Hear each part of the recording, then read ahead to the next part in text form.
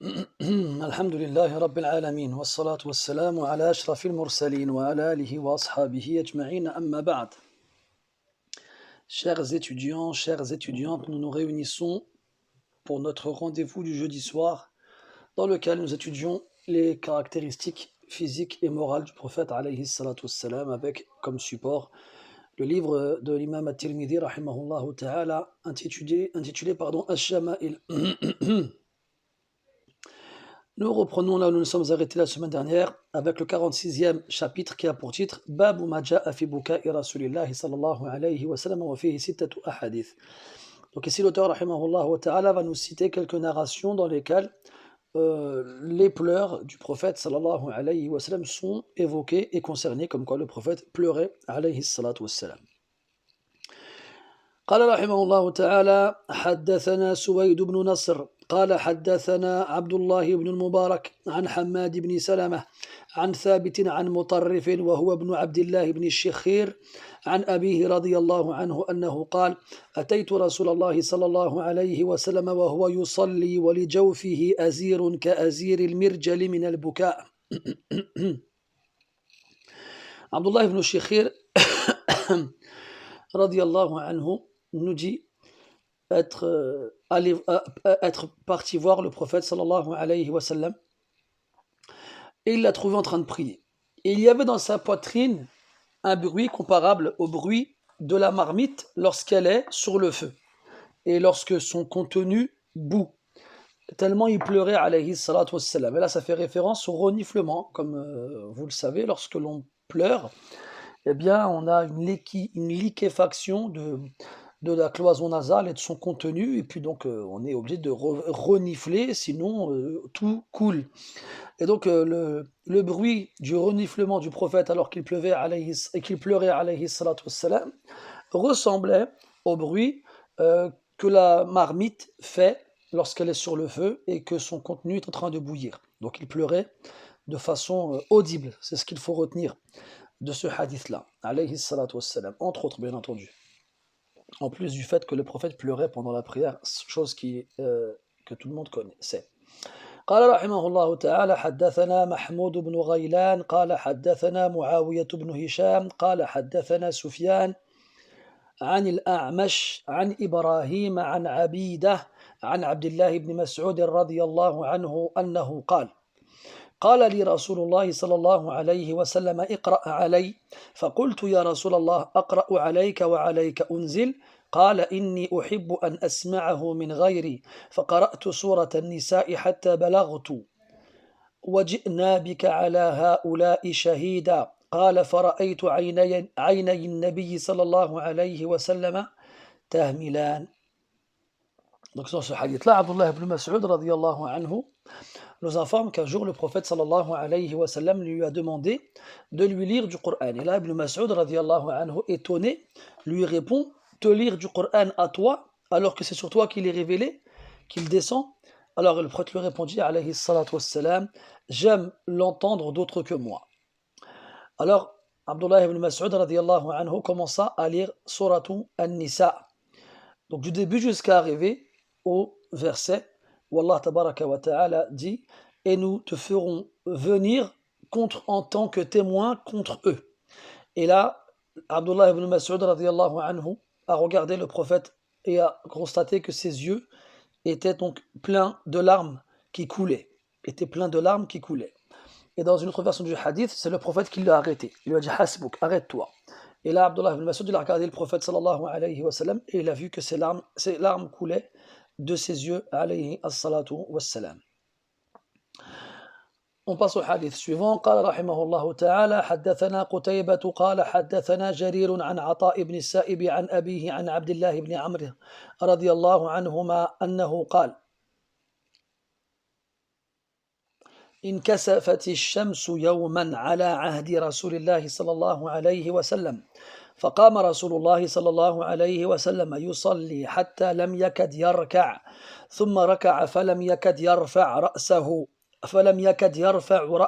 فلم يكد أن يسجد ثم سجد فلم يكد أن يرفع رأسه ثم رفع رأسه فلم يكد أن يسجد ثم سجد فلم يكد أن يرفع رأسه فجعل ينفخ ويبكي ويقول ربي ألم تعدني ألا تعذبهم وأنا فيهم ربي ألم تعدني ألا تعذبهم وهم يستغفرون ونحن نستغفرك فلما صلى ركعتين انجلت الشمس فقام فحمد الله تعالى وأثنى عليه ثم قال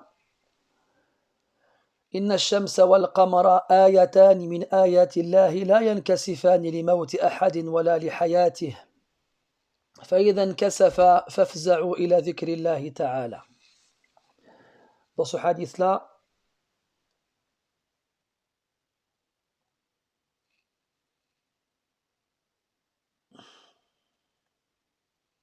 Abdullah ibn Amr radiyallahu anhuma nous informe que le soleil, qu'il y a eu une éclipse solaire un jour à l'époque du prophète alayhi salatu wassalam. D'ailleurs, il est important de préciser que ça n'est arrivé qu'une seule fois du vivant du prophète alayhi salatu wassalam. Et le prophète alayhi salatu wassalam s'est donc levé pour prier en raison de cette éclipse-là. Il existe une prière qu'on appelle Salatul Kusuf, c'est la prière de l'éclipse, que ce soit une éclipse lunaire ou une éclipse solaire. Donc il a prié alayhi salatu wassalam une longue prière, c'est-à-dire qu'il est resté très longtemps debout, hatta lam yakad yarka', au point où il n'allait pas s'incliner presque il n'allait pas s'incliner. Puis lorsqu'il s'est incliné, il est resté longtemps au point où presque il n'allait pas relever la tête. Puis lorsqu'il s'est relevé, il est resté longtemps au point où presque il n'allait pas se prosterner. Puis lorsqu'il s'est prosterné, il est resté tellement longtemps que presque il n'allait pas lever la tête. Puis lorsqu'il a levé la tête, il est resté assis longtemps au point où presque il n'allait pas se prosterner à nouveau. Puis il s'est prosterné et il est resté tellement longtemps prosterné que presque il n'allait pas lever la tête et il soufflait fortement en pleurant alayhi salatu wassalam et il disait ô Seigneur, ne m'as-tu pas promis que tu ne les punirais pas alors que je suis parmi eux? Ô Seigneur, ne m'as-tu pas promis que tu ne les punirais pas alors qu'ils implorent le pardon? Et nous implorons ton pardon. Il fait référence au verset dans Surat Al-Anfal où Allah tabaraka wa ta'ala dit وَمَا كَانَ اللَّهُ لِيُعَذِّبَهُمْ وَأَنْتَ فِيهِمْ وَمَا كَانَ اللَّهُ مُعَذِّبَهُمْ وَهُمْ يَسْتَغْفِرُونَ. Comme Allah il a dit dans le Coran, et Allah, il ne les punira pas alors que tu es parmi eux, et Allah ne les punira pas alors qu'ils implorent le pardon. Donc il fait référence à ce verset. Puis lorsqu'il a fini la prière et que l'éclipse s'est achevée, il s'est levé et a fait un sermon dans lequel il a loué Allah tabaraka wa ta'ala et il a fait donc ses éloges. Puis il a dit, le soleil et la lune sont deux signes parmi les signes d'Allah subhanahu wa ta'ala. Il ne s'éclipse pas pour la mort de l'un d'entre eux, pour la mort de qui que ce soit, ni pour sa vie. Pourquoi il a dit ça alayhi salatu wassalam? Parce que les Arabes croyaient à l'époque que lorsqu'il y avait une éclipse solaire ou lunaire, eh bien c'était dû à la mort de quelqu'un de très important ou à la naissance de quelqu'un de très important. Et ce que peu de gens savent, c'est que ce jour-là, où il y a eu cette éclipse-là, eh bien le dernier fils du prophète, alayhi salatu wassalam, Ibrahim, venait de mourir, ce jour-là particulièrement. Donc c'est pour ça qu'il leur a rappelé cela. Puis il leur a dit, Fa'idan kasafa, lorsque l'éclipse se conclut et s'arrête, alors précipitez-vous à l'évocation d'Allah subhanahu wa ta'ala. Donc ce qu'on retient du hadith, c'est que le prophète, il a pleuré durant cette prière-là, alayhi salatu wassalam, et cette prière-là, elle a été décrite par de nombreux compagnons et on sait que durant cette prière-là, eh bien, Allah tabaraka wa ta'ala, il a montré au prophète le paradis et l'enfer. Comme on sait que le diable s'est présenté au prophète et il a essayé de le nuire durant cette prière-là, et le prophète l'a saisi par la gorge et l'a étranglé, jusqu'à sentir la fraîcheur de sa salive lui couler sur la main. On passe au hadith suivant. قال رحمه الله تعالى حدثنا محمود بن غيلان قال حدثنا أبو أحمد قال حدثنا سفيان عن عطاء بن السائب عن عكرمة عن ابن عباس رضي الله عنهما أنه قال أخذ رسول الله صلى الله عليه وسلم ابنة له تقضي فاحتضنها فوضعها بين يديه فماتت وهي بين يديه وصاحت أيمن فقال يعني النبي صلى الله عليه وسلم أتبكين عند رسول الله صلى الله عليه وسلم فقالت ألست أراك تبكي قال إني لست أبكي إنما هي رحمة إن المؤمن بكل خير على كل حال إن نفسه تنزع من بين جنبيه وهو يحمد الله تعالى وهو يحمد الله عز وجل. Donc Ibn Abbas ici radiallahu anhuma nous informe que le prophète sallallahu alayhi wa sallam a pris dans ses bras une fille, une de ses filles. Et en fait ici il faut comprendre la fille de sa fille. Donc sa fille Zaynab a une fille qui était en bas âge et qui était en train de mourir. Taqdi, elle était en train d'agoniser, elle était en train de mourir. Et donc le prophète il l'a pris à ce moment-là, alayhi salatu wassalam, dans ses bras, et c'est entre ses mains qu'elle a fait son dernier souffle et qu'elle mourut. Alors Umm Ayman, une des compagnes, donc une des femmes chez les compagnons du prophète sallallahu alayhi wa sallam, c'était aussi la mère, la nourrice du prophète sallallahu alayhi wa sallam, c'est-à-dire celle qui l'a allaité. Parmi celles qui l'ont allaité, elle était présente et elle a crié. Elle a crié. Et là, le prophète sallallahu alayhi wa sallam, il lui fait un reproche. Il lui dit, tu pleures auprès du messager d'Allah. Et là, bien sûr, c'est un reproche. Parce que sa façon de pleurer n'était pas permise. Elle a hurlé de la façon que les femmes de l'époque se lamentaient à la mort de quelqu'un. Et elle, pour se justifier, elle lui dit, et ne t'ai-je pas vu pleurer? Donc elle a expliqué comme quoi elle a vu le prophète pleurer, et donc elle a voulu faire comme lui. Et après, il a répondu, moi je ne pleure pas. En gros, je ne pleure pas comme toi. Moi, mes larmes, c'est une miséricorde. C'est pas des lamentations qui laisseraient sous-entendre une plainte et une non-acceptation du décret d'Allah subhanahu wa ta'ala. Le croyant, quelle que soit sa circonstance, sera toujours dans une situation positive. Au moment où son âme est retirée d'entre ses côtes, eh bien, il continue de louer Allah subhanahu wa ta'ala. Donc en gros, le prophète finit en disant que chaque situation dans laquelle le croyant se trouve, même si en apparence elle est négative et elle est mauvaise, eh bien ce sera toujours pour le croyant un bien. Conformément au hadith de Abu Yahya, Suhayb al-Rumi, radiyallahu anhu, dans lequel le prophète dit que ce qui arrive au croyant est toujours un bien pour lui, mais cela n'arrive, ce degré-là n'est que pour le croyant. Donc même au moment où il meurt, ce moment tant attendu et craint par les humains, eh bien, à ce moment-là, il reste satisfait du décret de son Seigneur subhanahu wa ta'ala, et jamais il ne se plaint. Et si jamais il lui arrive de pleurer, c'est par miséricorde et pas pour se plaindre de ce qu'Allah ta'ala a voulu pour lui. قال رحمه الله حدثنا محمد بن بشار قال حدثنا عبد الرحمن بن مهدي قال حدثنا سفيان عن عاصم بن عبيد الله عن القاسم بن محمد عن عائشة رضي الله عنها أن رسول الله صلى الله عليه وسلم قبل عثمان بن مظعون وهو ميت وهو يبكي أو قال عيناه تهرقان. عائشة رضي الله عنها nous dit que le prophète sallallahu alayhi wa sallam a embrassé Uthman ibn Mad'un. Donc Uthman ibn Mad'un radiyallahu anhu, il a plusieurs particularités. Déjà, c'était le frère de lait du prophète alayhi salatu wassalam. Ensuite, il faisait partie des premiers à s'être convertis à l'islam. Il était de Quraysh. Il a fait les deux hijras, celle en Abyssinie et celle à Médine. Et il a participé à la bataille de Badr. Et pour finir, c'est le premier des émigrés mécois qui est mort à Médine. Donc le prophète l'aimait beaucoup, alayhi salatu wassalam. Et donc lorsqu'il est mort, il l'a embrassé entre les yeux et en pleurant, alayhi salatu wassalam, alors que donc ses larmes coulaient à flot. Donc de par la tristesse qu'il ressentait à perdre ses compagnons qui lui étaient chers. قال رحمه الله تعالى حدثنا إسحاق بن منصور قال حدثنا أبو عامر قال حدثنا فليح وهو ابن سليمان عن هلال بن علي عن أنس بن مالك رضي الله عنه أنه قال شهدنا ابنة لرسول الله صلى الله عليه وسلم ورسول الله جالس على القبر فرأيت عينيه تدمعان فقال أفيكم رجل لم يقار في الليلة قال أبو طلحة أنا قال انزل فنزل في قبرها.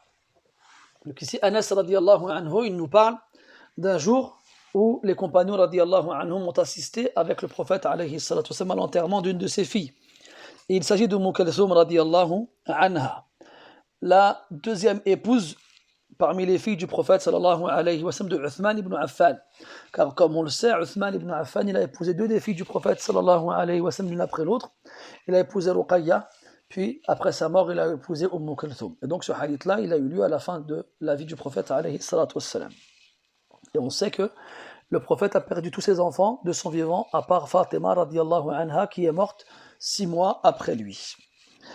On en reparlera après, Inch'Allah ta'ala. Al-Muhim, donc à la mort de Kulthum, alors qu'ils étaient sur le point de l'enterrer, Anas radiyallahu anhu a vu le prophète sallallahu alayhi wa sallam assis sur les bords du trou qui allait servir de tombe pour sa fille. Et Anas radiyallahu anhu dit avoir vu les yeux du prophète sallallahu alayhi wa sallam verser des larmes.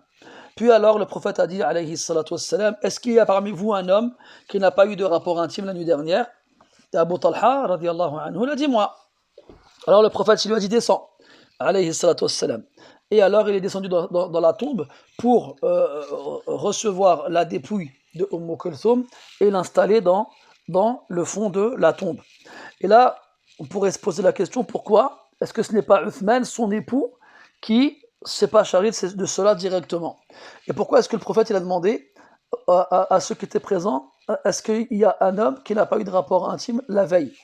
Parce qu'en fait, Uthman radiyallahu anhu, il avait des esclaves, du moins une esclave, et comme Kulthum, son épouse, était malade, il avait donc passé la nuit avec une de ses esclaves, avec laquelle il a eu un rapport intime. Et le prophète sallallahu alayhi wa sallam, c'est comme s'il voulait adresser un reproche à Uthman directement, en le privant de s'occuper de cette tâche-là directement, parce que au lieu de rester au chevet de son épouse qui était malade en train de mourir, il est parti assouvir un besoin physique avec une de ses esclaves. Et donc il a demandé à quelqu'un qui n'avait pas eu de rapport la nuit dernière de s'occuper de descendre la dépouille dans le fond de la tombe. Et donc ce qu'on doit retenir nous, c'est que le prophète il a pleuré à la mort de sa fille Kulthum radiyallahu anha, et juste avant qu'elle ne soit enterrée. On passe au chapitre suivant, le chapitre 47, qui a comme titre Babu ma ja'a fi firashi rasulillahi sallallahu alayhi wa sallam wa fihi hadithan.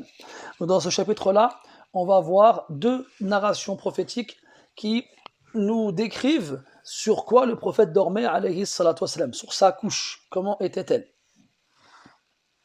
قال رحمه الله تعالى حدثنا علي بن حجر قال حدثنا علي بن مسهر عن هشام بن عروة عن أبيه عن عائشة رضي الله عنها أنها قالت إنما كان فراش رسول الله صلى الله عليه وسلم الذي ينام عليه من أدم حشوه ليف.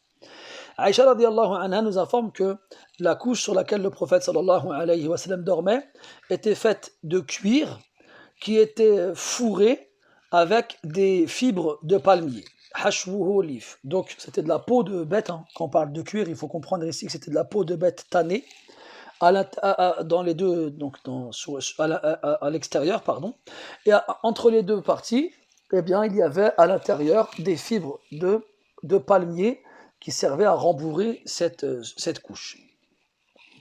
قال رحمه الله حدثنا أبو الخطاب قال حدثنا أبو الخطاب زياد بن يحيى البصري قال حدثنا عبد الله بن ميمون قال حدثنا جعفر ابن محمد عن أبيه أنه قال سئلت عائشة ما كان فراش رسول الله صلى الله عليه وسلم في بيتك قالت من أدم حشوه من ليف وسئلت حفصة ما كان فراش رسول الله صلى الله عليه وسلم في بيتك قال مسحا نثنيه ثنتين فينام عليه فلما كان ذات ليلة قلت لو ثنيته 4 ثنيات لكان أوطأ له فثنيناه له ب4 ثنيات فلما أصبح قال ما فرشتم لي الليلة قالت قلنا هو فراشك إلا أن ثنيناه ب4 ثنيات قلنا هو أوطأ لك قال ردوه لحالته الأولى فإنه منعتني وطاءته صلاة الليلة. Donc dans ce hadith-là, on a interrogé Aïcha radiallahu anha au sujet de la couche du prophète alayhi salatu wassalam. Comment était-il chez toi? Elle a répondu comme précédemment, c'était de cuir rembourré avec des fibres de palmier. Et quand on a interrogé Hafsa radiallahu anha, elle a répondu qu'il s'agissait d'une sorte de couverture qu'on l'on pliait sur elle-même 2 fois. Et il dormait dessus. Une nuit, Hafsa s'est dit, et pourquoi ne pas la plier 4 fois, au lieu de la plier 2 fois sur elle-même?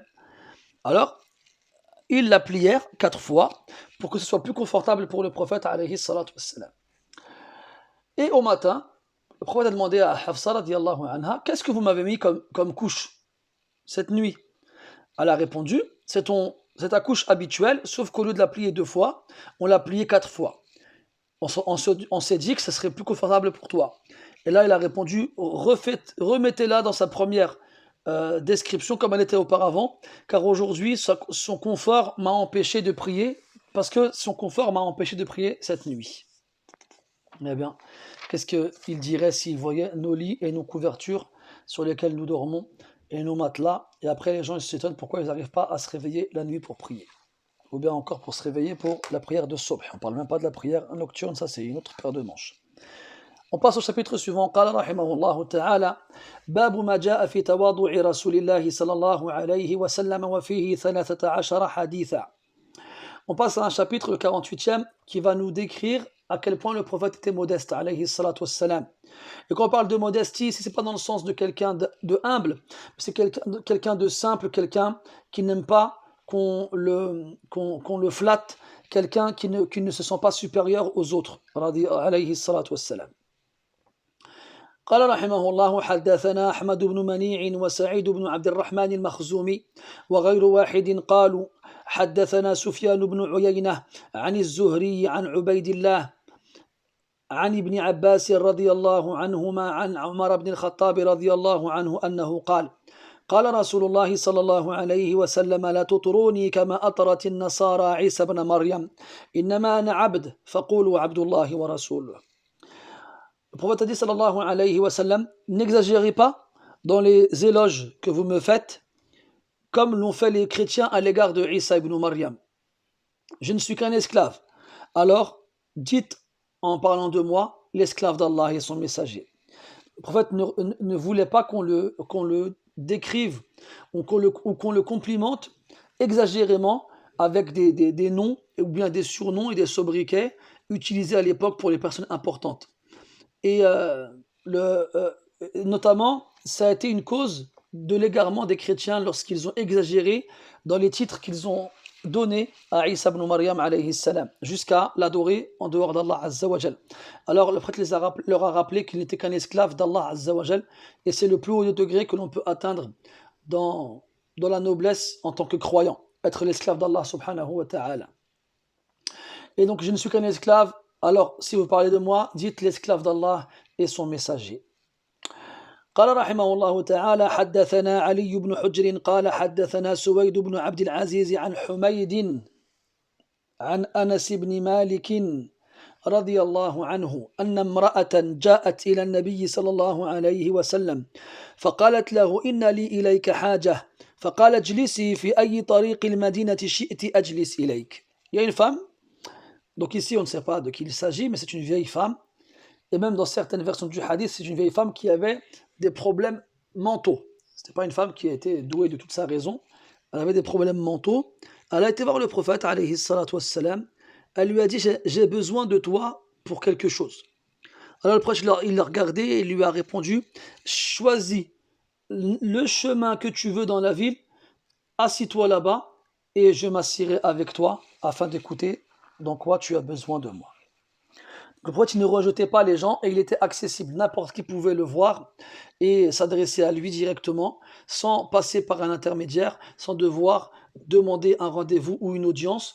Et même si c'était une femme, et même si elle avait des problèmes mentaux, qui généralement vont faire fuir les gens de ce genre de personnes, eh bien le prophète alayhi salatu wassalam n'empêchait personne de le voir et il parlait à tout le monde et il réglait les problèmes des gens et satisfaisait leurs besoins dans la mesure du possible.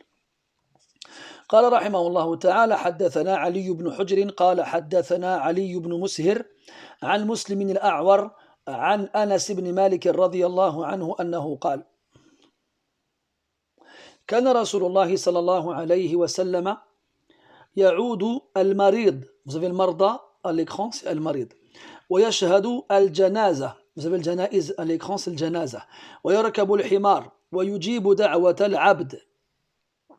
وكان يوم بني قريظة على حمار مخطوم بحبل من ليف وعليه إكاف من ليف. Anas radiallahu anhu décrit le prophète sallallahu alayhi wa sallam de plusieurs façons. Il nous dit qu'il visitait le malade et qu'il assistait aux enterrements et aux funérailles des gens. Et il montait sur un âne et il répondait à l'invitation de l'esclave. Et le jour de Bani Quraïda, donc c'est une de ces batailles qui a eu lieu après la bataille des coalisés.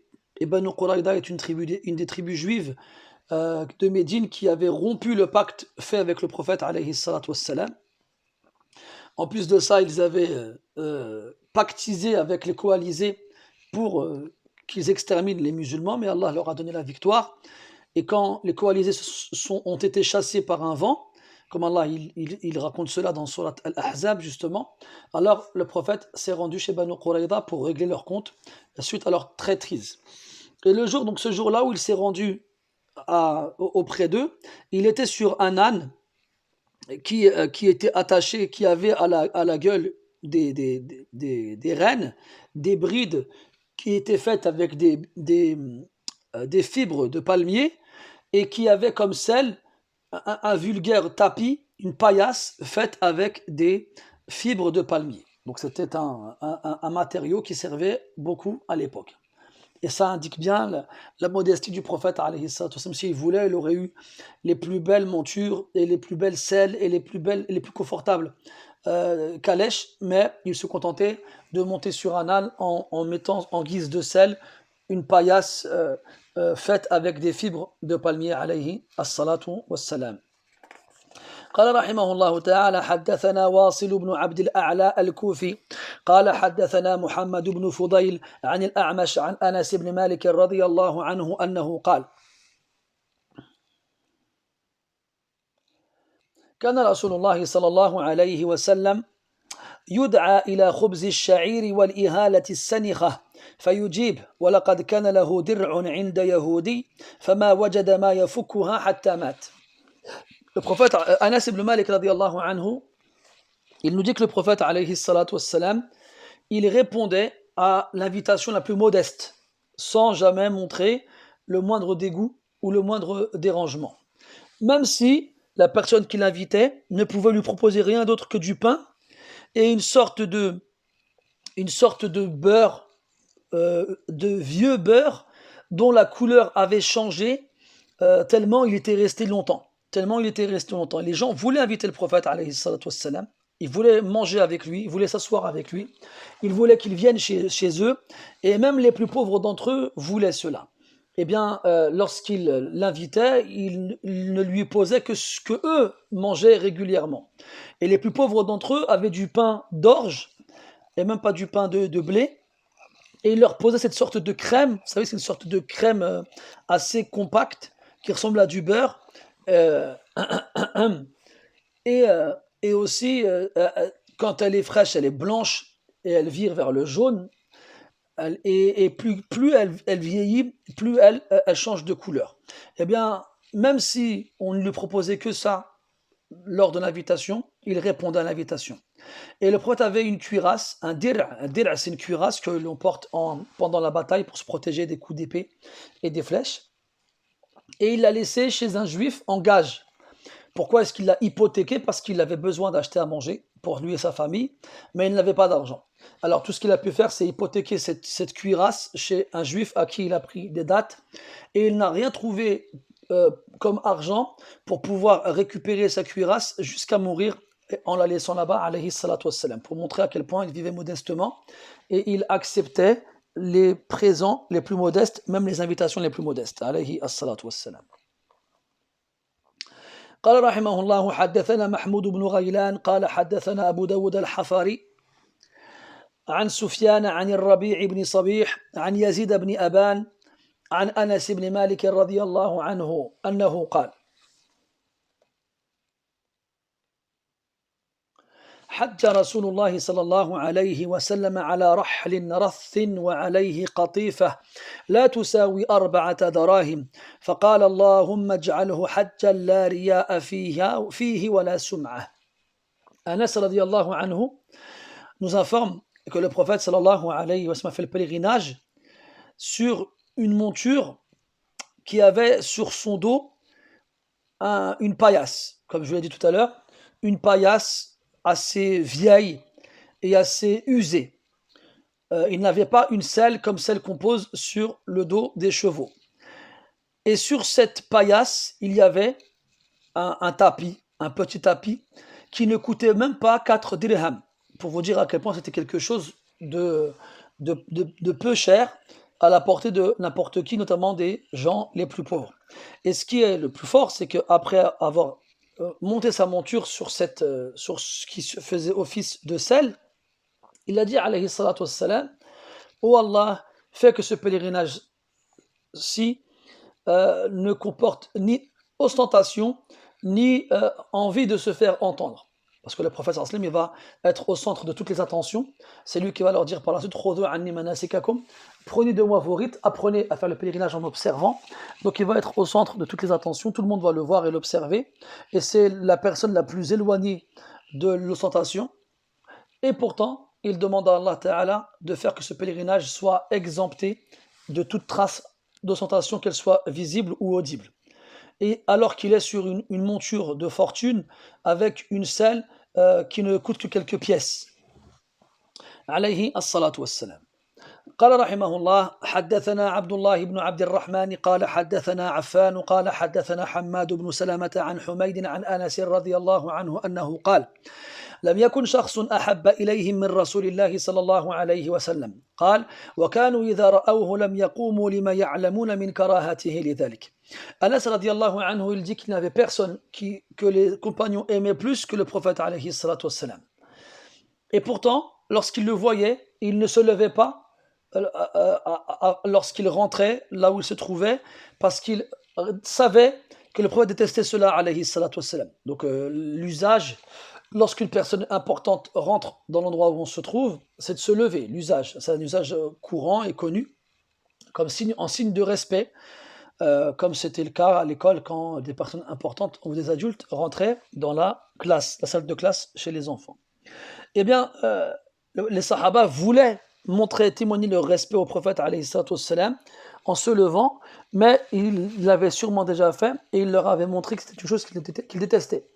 Alors maintenant qu'ils savaient qu'ils n'aimaient pas cela, les compagnons ne se levaient pas quand le prophète arrivait ou quand il rentrait dans l'endroit où il se trouvait alayhi as-salatu wassalam wa radiyallahu anhum. قال رحمه الله حدثنا سفيان بن وكيع قال حدثنا جميع بن عمر بن عبد الرحمن العجلي قال حدثني رجل من بني تميم من ولد أبي هالة زوج خديجة يكنى أبا عبد الله عن ابن لأبي هالة عن الحسن بن علي رضي الله عنهما أنه قال سألت خالي هند بن أبي هالة وكان وصافا عن حلية النبي صلى الله عليه وسلم وأنا أشتهي أن يصف لي منها شيئا فقال كان رسول الله صلى الله عليه وسلم فخما مفخما يتلألأ وجهه تلألؤ القمر ليلة البدر فذكر الحديث بطوله.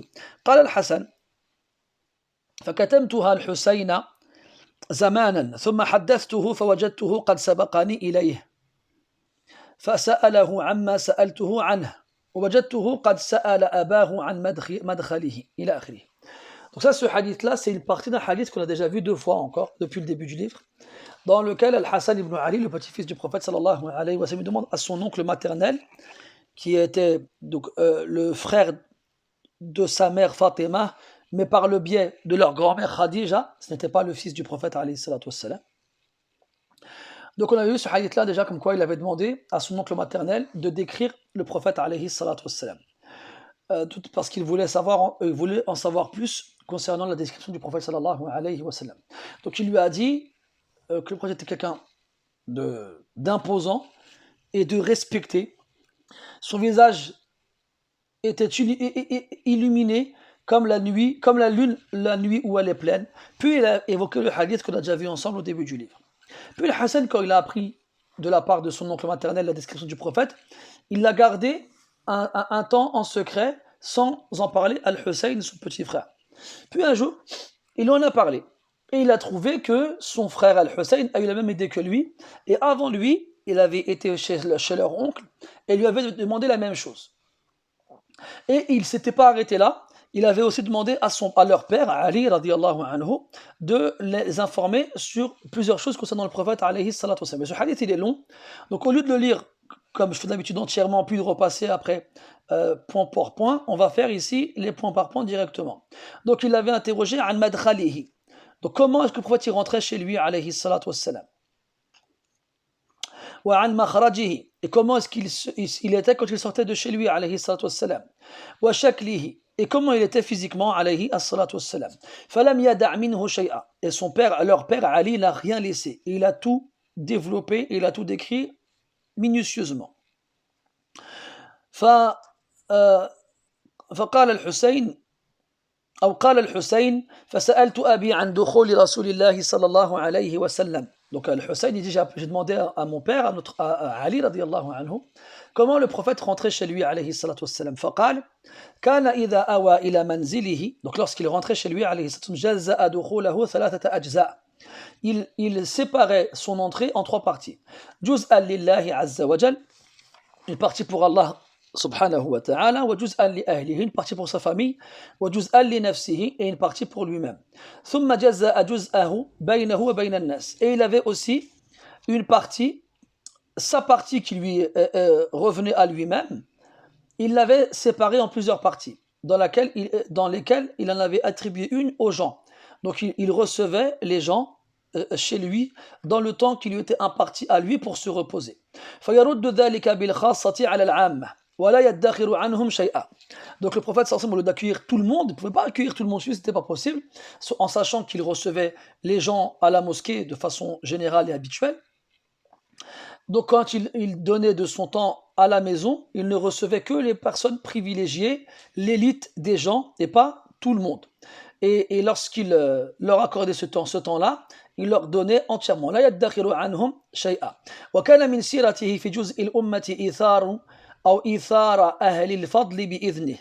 Donc quand il avait l'habitude, quand il recevait les privilégiés dans ce temps-là qu'il leur accordait, de son temps personnel, il ne recevait que les meilleurs des gens après leur avoir autorisé à rentrer chez lui.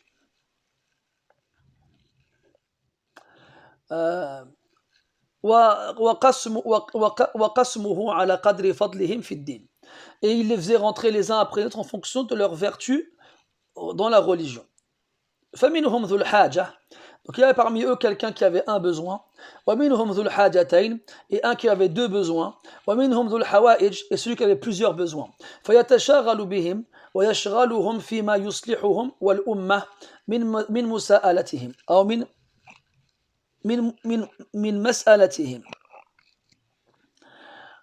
Donc il s'occupait d'eux et il prenait soin de s'occuper de ce qui était utile pour eux et pour la communauté à travers leurs demandes et à travers leurs besoins.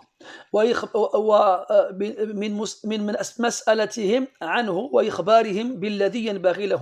il leur donnait les informations qui étaient importantes pour eux et qu'ils devaient connaître.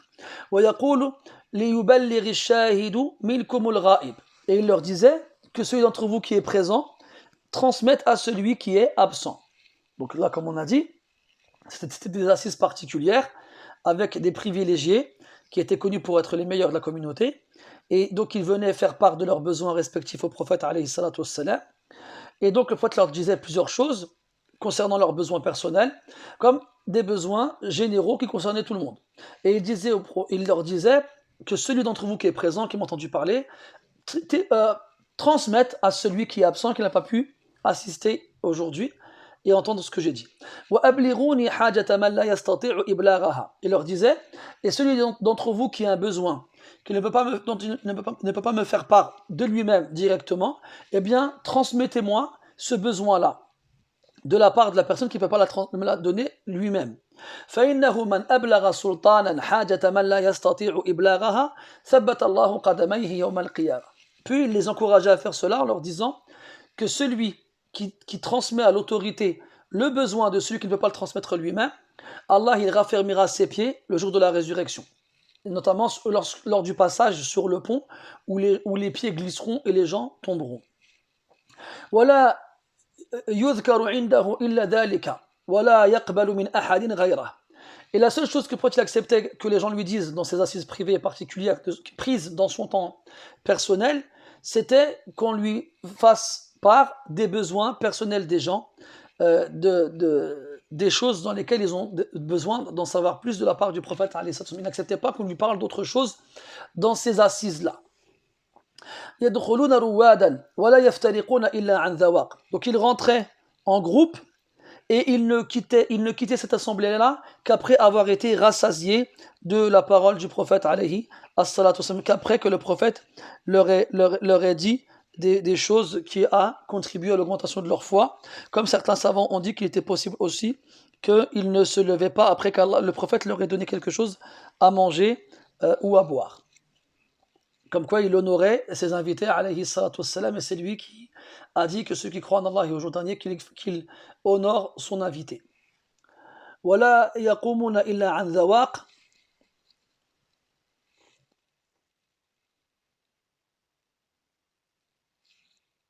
Je me suis perdu. نعم. وَيَخْرُجُونَ أَدِلَّةً يَعْنِي عَلَى الْخَيْرِ. Et quand ils sortaient de chez le prophète, ils avaient appris des choses très importantes et très intéressantes et bénéfiques. Alors qu'est-ce qu'ils faisaient? Ils se dispersaient parmi les gens pour leur indiquer le bien qu'ils venaient de prendre de la bouche du prophète alayhi salatu wassalam. Vous dit dans le hadith, Ad-dallu ala al-khayri kafa'ilih. Celui qui indique le bien, il est comme celui qui l'a accompli. قال فسألته عن مخرجه كيف كان يصنع فيه. Puis le Hussein y reprend, j'ai interrogé notre père Ali radiyallahu anhu, donc je dis notre père parce qu'il parle avec son frère Al-Hassan, c'est leur père, c'est pas notre père à nous. Donc je l'ai interrogé sur sa façon de sortir. Comment le prophète il sortait? Qu'est-ce qu'il faisait quand il sortait alayhi wassalam? Il a répondu Ali radiyallahu anhu كان رسول الله صلى الله عليه وسلم يخزن لسانه إلا فيما يعنيه. Le prophète sallam il gardait sa langue à l'abri dans sa bouche, donc il se gardait de parler dans les choses qui ne le regardaient pas. Et il ne parlait, il ne libérait sa langue que dans les choses qui le concernaient. Comme le prophète sallam, il faisait en sorte de se faire aimer de ses compagnons et de ne pas les faire fuir. Et toute personne noble au milieu des siens, eh bien le prophète le faisait honneur et le respectait parce qu'il était quelqu'un de respecté dans son peuple et dans sa tribu. Et dans le cas où il se convertissait à l'islam, eh bien il faisait de la personne la plus importante de cette tribu-là leur chef. C'était lui qui devenait le représentant de l'autorité dans cette tribu-là chez les musulmans après leur conversion à l'islam. Donc les personnes qui ont un statut spécial avant d'être musulmans, le conservaient en étant musulmans. Et les personnes qui jouissaient d'un certain respect parmi les leurs auprès du prophète, eh bien, le prophète leur témoignait ce respect-là, alayhi salatu wassalam. ويحذر الناس ويحترس منهم من غير أن يطوي عن أحد منهم بشره ولا خلقه. Et le prophète il avertissait les gens.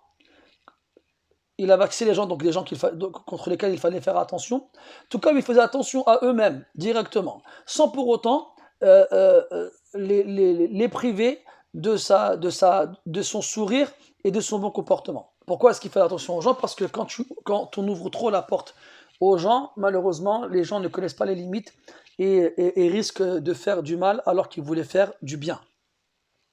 Donc comme il disait aux gens de faire attention dans leur comportement avec les autres, lui aussi faisait attention aux gens dans leur comportement, sans pour autant s'éloigner d'eux et sans pour autant avoir un air sévère à leur égard et en ayant un mauvais comportement. Bien au contraire, il avait toujours une mine réjouie et il était toujours souriant et il avait toujours le meilleur comportement alayhi salatu wassalam.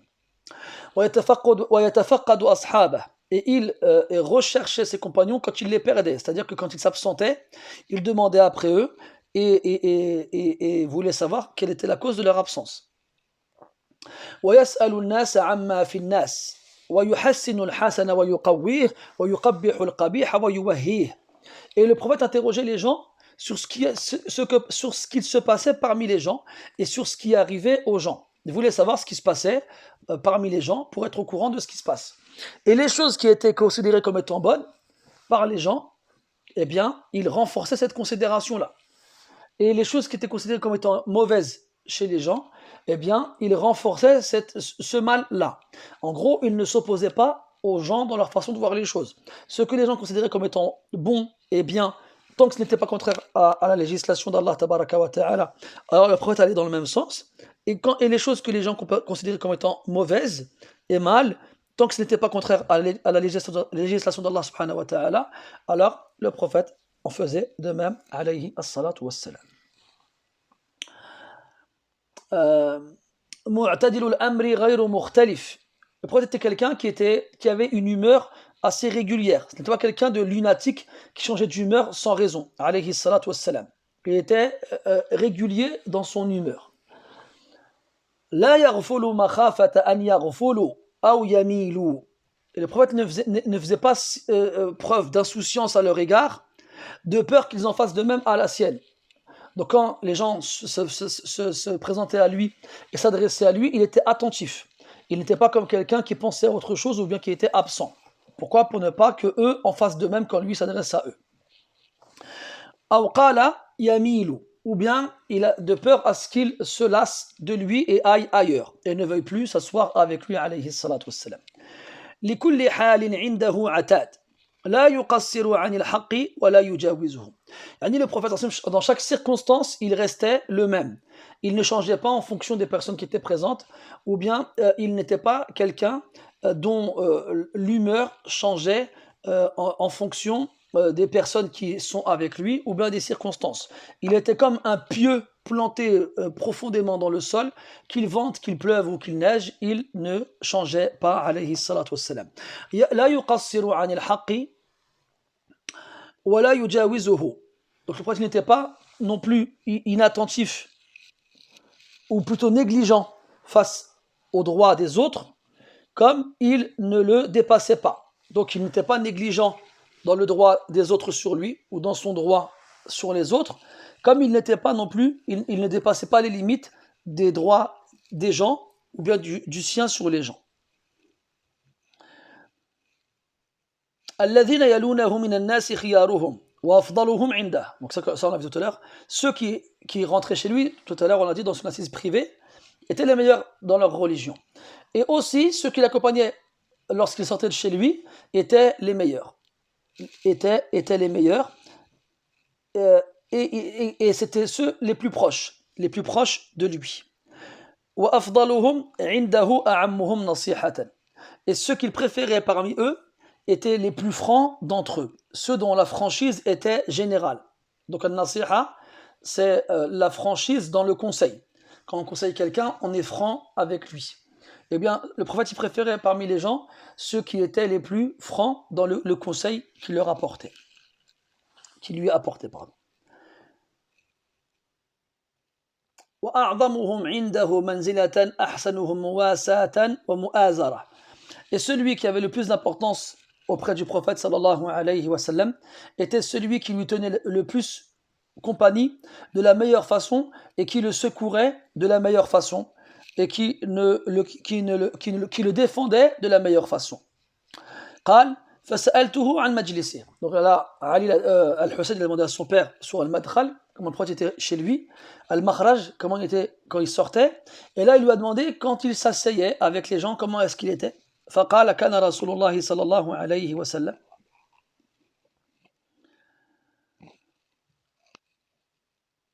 لا يقوم ولا يجلس إلا على ذكر. Donc déjà premièrement, le prophète était toujours occupé par l'évocation d'Allah subhanahu wa ta'ala. Qu'il soit assis ou qu'il soit debout, toujours il évoquait Allah subhanahu wa ta'ala. وإذا انتهى إلى قوم جلس حيث ينتهي به المجلس.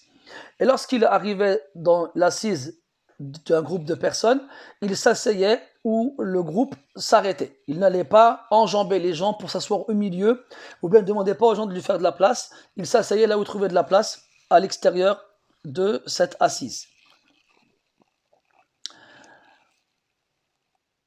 وَيَأْمُرُ بِذَلِكَ. Et il ordonnait qu'on fasse cela. C'est-à-dire que quand on arrive dans un endroit où les gens sont assis ensemble, on ne doit pas chercher à s'asseoir au milieu d'eux ou devant, alors qu'on est arrivé à la fin. On doit s'asseoir là où on trouve de la place et ne pas déranger ceux qui sont déjà assis. Et le prophète ordonnait cela, alayhi salatu wassalam. يُعْطِي كُلَّ جُلَسَائِهِ بِنَصِيبِهِ. Quand le prophète était assis avec plusieurs personnes, eh bien, il donnait à chaque personne la part qui lui revenait.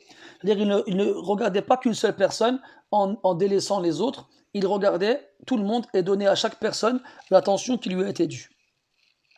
لا يحسب جليسه أن أحدا أكرم عليه منه. Celui qui s'asseyait avec le prophète il avait l'impression que personne avait plus d'importance auprès du prophète que lui, tellement le prophète le regardait et lui donnait de l'importance, alayhi salatu wassalam. من جالسه أو فاوضه في حاجة صابره حتى يكون هو المنصرف عنه. Donc celui qui s'asseyait avec le prophète pour lui parler d'un de ses besoins, le prophète patientait avec lui jusqu'à ce que cette personne-là soit la première à se lever pour partir. Le prophète n'était pas celui qui se levait en premier pour montrer à la personne qu'il s'était lassé de sa discussion. Il attendait que la personne en question soit celle qui parte en premier. وَمَنْ سَأَلَهُ حَاجَةً لَمْ يَرُدَّهُ إِلَّا بِهَا أَوْ بِمَيْسُورٍ مِنَ الْقَوْلِ. Et celui qui vient le voir pour lui demander quelque chose, il ne quittait le prophète qu'après avoir reçu cette chose-là qu'il lui a demandé. Et si le prophète ne pouvait pas lui donner, alayhi salatu wassalam, alors il lui faisait des paroles gentilles, douces et agréables, au point où la personne avait oublié la chose qu'il avait demandé, en préférant les paroles que le prophète lui a données, alayhi salatu, notamment les invocations, et on sait que les invocations du prophète sont exaucées, alayhi salatu wassalam. قد وسع الناس بسطه وخلقه. Le comportement du prophète et sa proximité suffisait à tout le monde. Il était pour tout le monde comme cela et tout le monde en était satisfait. فصار لهم أبا وصاروا عنده في الحق سواء. Il était pour eux comme un père et ils étaient pour lui tous égaux dans leurs droits. مجلسه مجلس حلم مجلسه مجلس حلم وحياء وأمانة وصبر. Les assises du prophète étaient des assises où régnait l'indulgence, la pudeur, la patience et la confiance. لا ترفع فيه الأصوات. Personne n'élevait la voix dans les assises du prophète ولا تؤبن فيه الحرم. Et personne n'accomplissait quoi que ce soit d'interdit, comme parole interdite, que ce soit des insultes, des vulgarités ou de la médisance ou autre. ولا تثنى فلاتاته.